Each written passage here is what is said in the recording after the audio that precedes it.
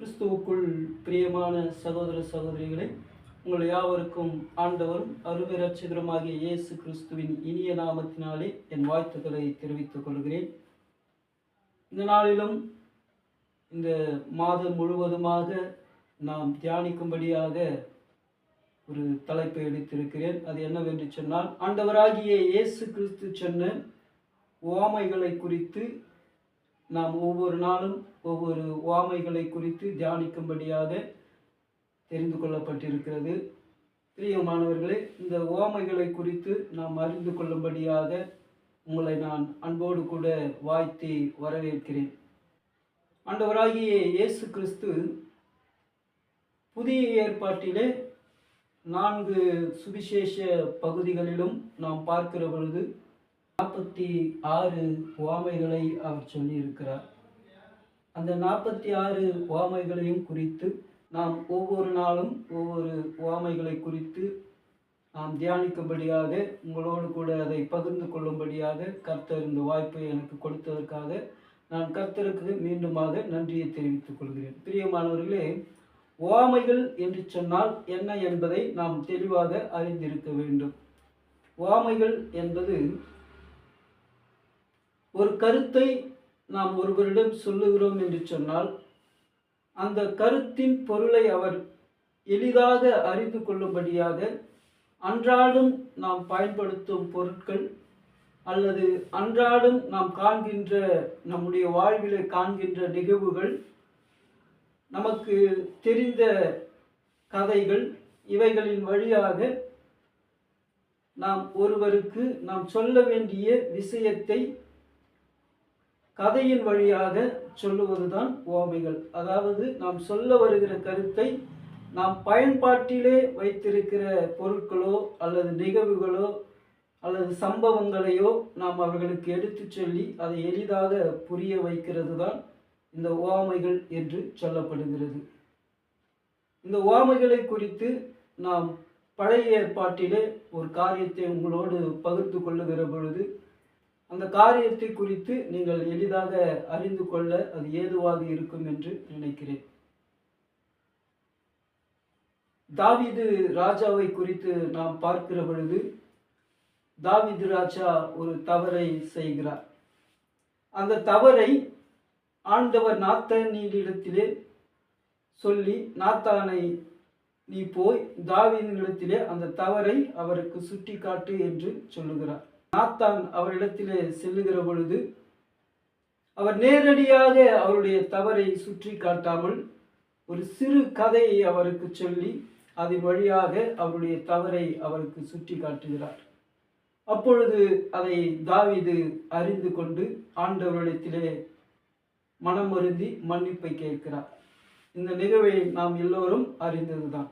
இந்த நிகழ்வை குறித்து நான் தெளிவாக உங்களோடு சொல்லி உவமை என்றால் என்ன என்பதனுடைய விளக்கத்தை நீங்கள் அறிந்து கொள்ள இது ஏதுவாக இருக்கும் என்று நான் நினைக்கிறேன். அந்த பகுதியை நாம் பார்க்கிற பொழுது 2 சாமுவேல் 11ஆம் அதிகாரம் 11ஆம் வசனத்திலே அவர் செய்த தவறை அங்கே பதிவு செய்திருக்கிறதை நாம் பார்க்கிறோம். நான் வாசிக்கிறேன், நீங்கள் கேளுங்கள். மறுவருஷம் ராஜாக்கள் யுத்தத்திற்கு புறப்படும் காலம் வந்தபோது தாவீது யோவாபையும் அவனோடு கூட தன் சேவகரையும் இஸ்ரவேல் அனைத்தையும் அம்மோன் புத்திரரை அழிக்கவும் ரப்பாவை முற்றுகை போடவும் அனுப்பினான். தாவீதோ எருசலேமில் இருந்து விட்டான். ஒரு நாள் சாயங்காலத்தில் தாவீது தன் படுக்கையிலிருந்து எழுந்து அரண்மனை உப்பரிகையின் மேல் உலாத்தி கொண்டிருக்கும் போது ஸ்தானம் பண்ணுகிற ஒரு ஸ்திரியை உப்பரிகையின் மேல் இருந்து கண்டான். அந்த ஸ்திரீ வெகு சௌந்தரியமுள்ளவளாய் இருந்தாள். அப்பொழுது தாவீது அந்த ஸ்திரீ யார் என்று விசாரிக்க ஆள் அனுப்பினான். அவன் எலிமாவின் குமார்த்தியும் ஏத்தியனான ஊரியாவின் மனைவியுமாகிய பத்சேபேல் என்றார்கள். அப்பொழுது தாவீது ஆள் அனுப்பி அவளை அழைத்து வரச் சொன்னான். அவள் அவனிடத்தில் வந்தபோது அவளோடு சாயனித்தான். பிற்பாடு அவள் தன் தீட்டு நீங்கும்படி சுத்திகரித்து கொண்டு தன் வீட்டுக்கு போனாள்.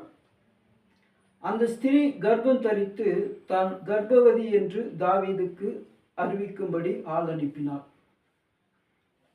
அன்பானவர்களே, இந்த பகுதியை நாம் பார்க்கிற போது தாவீது வேறொருவருடைய மனைவியோடு கூட சாயணிக்கிறதை நாம் பார்க்கிறோம்.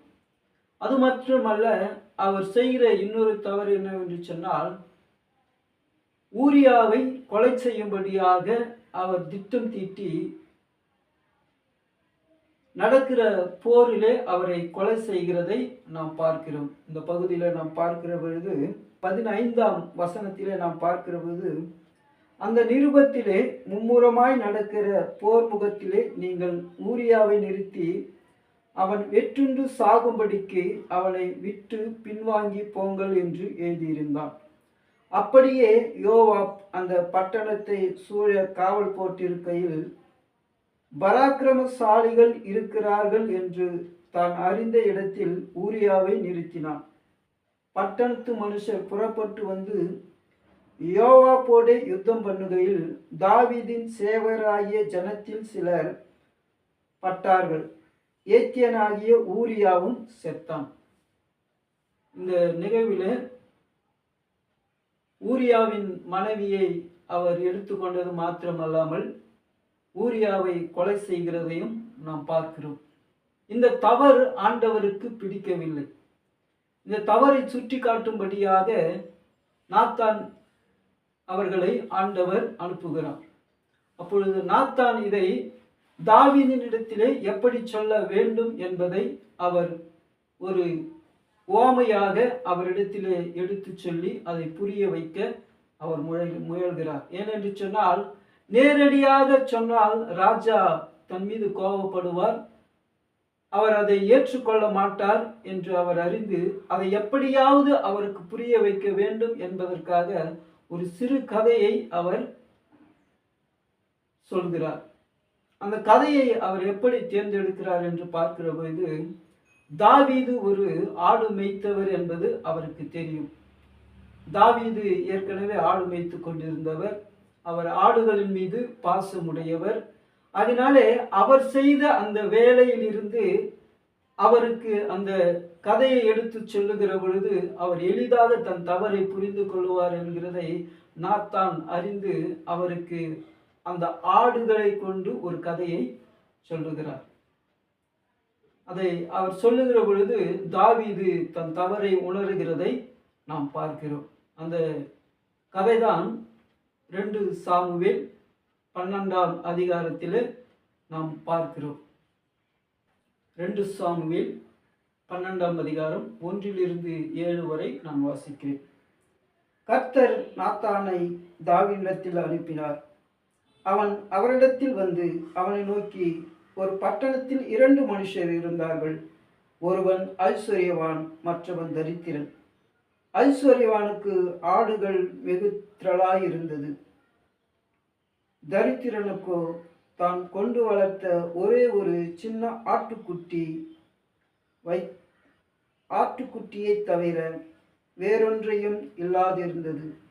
அது அவனோடும் அவன் பிள்ளைகளோடும் கூட இருந்து வளர்ந்து அவன் வாயின் அப்பத்தை தின்று அவன் பாத்திரத்திலே குடித்து அவன் மடியிலே படுத்துக்கொண்டு அவனுக்கு ஒரு மகனைப் போல இருந்தது. அந்த ஐஸ்வர்யனிடத்தில் வழிபோக்கன் ஒருவன் வந்தான். அவன் தன்னிடத்தில் வந்த வழிபோக்கனுக்கு சமையல் பண்ணுவிக்க தன்னுடைய ஆடு மாடுகளில் ஒன்றை பிடிக்க மனதில்லாமல் அந்த தரித்திரனுடைய ஆட்டுக்குட்டியை பிடித்து அதை தன்னிடத்தில் வந்த மனுஷருக்கு சமையல் பண்ணுவித்தான் என்றான். அப்பொழுது தாவீது அந்த மனுஷன் மேல் மிகவும் கோபம் கொண்டவனாகி நாத்தானை பார்த்து இந்த காரியத்தை செய்த மனுஷன் மரணத்துக்கு பாத்திரவான். அவன் கர்த்தருடைய ஜீவனை கொண்டு சொல்லுகிறேன், அவன் இரக்கமற்றவனாயிருந்து இந்த காரியத்தை செய்தபடினால் அந்த ஆட்டுக்குட்டிக்காக நாளத்தனையாய் திருப்பி செலுத்த வேண்டும் என்றான். அப்பொழுது நாத்தான் தாவீதை நோக்கி, நீயே அந்த மனுஷன். நாத்தான் தாவீதுக்கு ஒரு சிறு கதையின் வழியாக அவர் செய்த தவறை புரிய வைக்கிறார். அப்போ தன் தவறை அறிந்த பொழுது தாவீது மனம் வருந்தி ஆண்டவரிடத்தில் மன்னிப்பு கேட்கிறதை நாம் பார்க்கிறோம். இந்த 12ஆம் அதிகாரத்திலே நாம் பார்க்கிற பொழுது 13ஆம்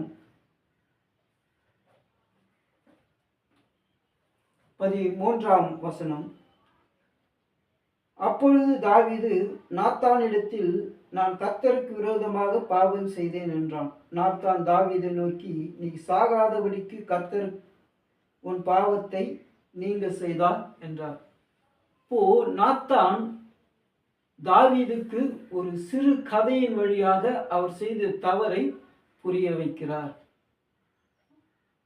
இதுதான் உவமையாக எடுத்து சொல்லுதல். நாம் சொல்ல வருகிற ஒரு காரியத்தை அவர்கள் எளிதாக புரிந்து கொள்ளும்படி அதை ஒரு கதையின் வடிவாக அவர்கள் பயன்படுத்துகிற பொருட்கள் அல்லது அவர்கள் செயல்கள் அல்லது அவர்களுடைய அனுதின பார்க்கிற நிகழ்வுகளை கொண்டு நாம் விவரிக்கிறது தான் உவமைகள்.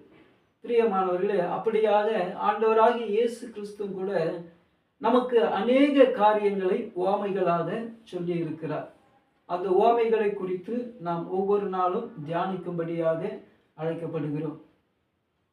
வருகின்ற காலங்களிலே அந்த 46 உவமைகளையும் குறித்து நாம் தியானிப்போம். நீங்கள் என்னோடு கூட இணைந்திருங்கள். அது உங்களுக்கு பயனுள்ளதாக இருக்கும் என்று அடியேன் விசுவாசிக்கிறேன். கர்த்தர் தாமே உங்களையும் இந்த ஊழியத்தையும் இதை கேட்கிற யாவரையும் ஆசீர்வதிப்பாராக. ஆமென்.